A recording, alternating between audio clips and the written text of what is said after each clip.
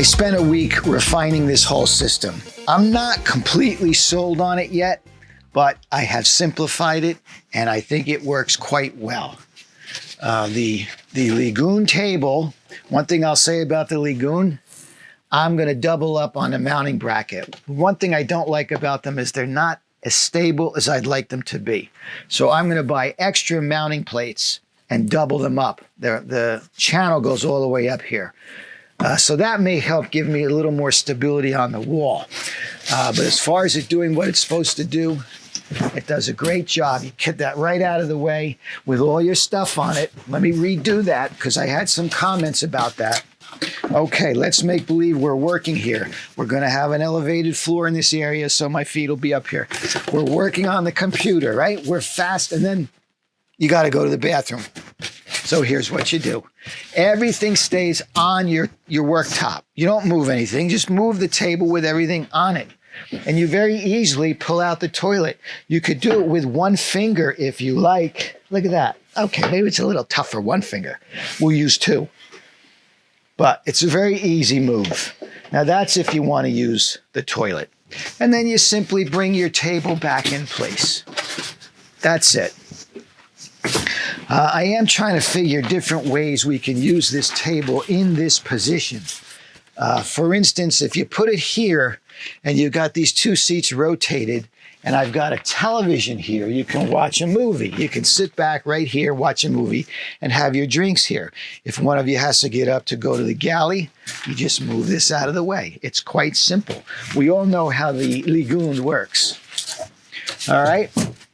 Oh, and in order to get the offset and the full range of options with a Lagoon, I mount the plate offset. Your inclination would be to mount this thing centered. I don't do that.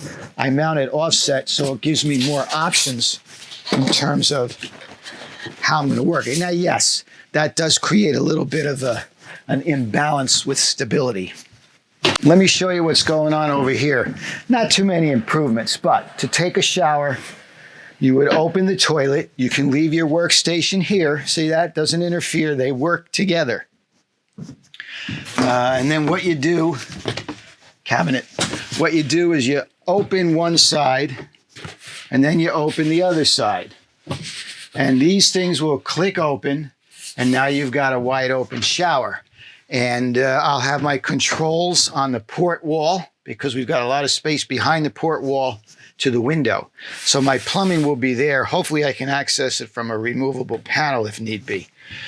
Anyway, you can see here that the panel that's on this side of the toilet sled will close up the opening and prevent any water from getting in there. Don't you worry, I'll fix it. I'm not going to have any leaks.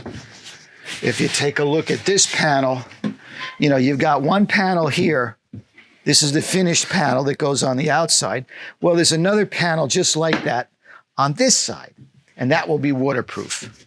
And that'll close up the opening while you're taking a shower. But as I said, there's certain, I'm not totally sold on this idea yet. So what I'm trying to work on in conjunction to offer an option are putting these lightweight wings on the back of the panel, on the back of the armoires. See this now? Again, I'm just experimenting at this point. We're not set in stone. We're at the cardboard stage. That's when this stuff happens. It's like going to college. You experiment. So that's what I'm doing. You're supposed to experiment in college anyway. These days, you say the wrong thing, then they're gonna cancel you. In order to present an accurate picture to the owners, the fixed bed needs to be somewhat installed. They may want to lay on it. Now, I don't want to start cutting and drilling the actual aluminum stock. If we're going to make changes, that would be too expensive. So a couple of 1x2s that I saved from van build number 1 will stand in and do a fine job of supporting the weight, temporarily. And this exercise also enlightens me as to which holes to use, how to get at them, and where the weight-bearing points are. I was excited to finally lay in my 4-inch lightweight aluminum I-beams. No bounce, no flex, no supports underneath. a solid clear span. The bulkhead in Sam's ProMaster needs to act as a trim ring for a microwave oven. As a stand-in for the actual microwave, which will most likely be a drawer style, is the microwave I pulled out of my old Pleasureway. Yep, it's been sitting on the shelf just waiting for an opportunity to be helpful. So this one is ready to show, and now we'll go next door and take a look at the Sprinter van. All right, now we're in the Sprinter van, and I was able to do a little bit of revision to the Sprinter as well this week. I spoke to Mr. and Mrs. Sprinter, and overall, they like what's going on. Proceed, keep refining. But in terms of making this decision in their household, it was an overwhelming decision to move the refrigerator box down to widen this area. Priority-wise, you start to realize what's more important in your life. First off, they wanted hanging clothes. Now, suddenly, they don't really think they need hanging clothes. And I agree with them. But for new van dwellers, this is a process. And this is how it works. So, as you saw in the last video, we pushed the fridge box all the way down. And we had a nice big armoire here. The armoire that was there, we just brought that around here, and it was nice. I said you could put a lamp here. You could put a nice little lamp in the corner. Then Mrs. Sprinter had a brainstorm. I like this. Let's pull this refrigerator box back this way 6 inches, leave that 6-inch gap between the shower box and the fridge. And what we're going to do is we're going to install a stacked pantry, sliding pantry drawers that you would get in your kitchen, 24-inch deep on the base cabinet. We're going to stack 2 of those. So she's got this massive pantry for her canned goods, her food, her olive oil, probably Colavita. Why'd I say that? I'm not getting paid by Colavita. My son raced for Colavita, bicycle racing, so that's probably why it came to mind. Okay, let's get back to earth now. Now here, because I have a narrower base cabinet, I could put these drawers in. These cute little drawers, right? For socks, maybe, socks and underwear. But I'd like to repurpose this now and have this become the garage for the folding stairs that allow you to get into the bed. They could live right here. If you think about the way this whole system works, you pull that stairs right out, open them up, and you step into the bed. And as I said, they are folding stairs. It's not a ladder. It's going to be a little more sophisticated than a ladder. Mr. and Mrs. Sprinter will appreciate that. If you notice, I was able to regain 2.5 inches of this refrigerator. Now, remember when I said when I push it down, I encounter one of these beams. Now, instead of tucking my fridge inside a window depression, I'm crossing a beam, so I can't go any further. Well, you know these walls are tapered, right? So all I did is I took this fridge box apart and I lowered the fridge. I gained 2 inches on my hallway by being able to tuck that fridge back in against the wall. So now I am crossing the beam at a lower point. That allows me to push it further against the side wall, and I regain my space in the hall. So now I've got my shower box, my fridge box, and then this little armoire here. Remember I talk about those steps. So I got 3 steps that come down into an open area.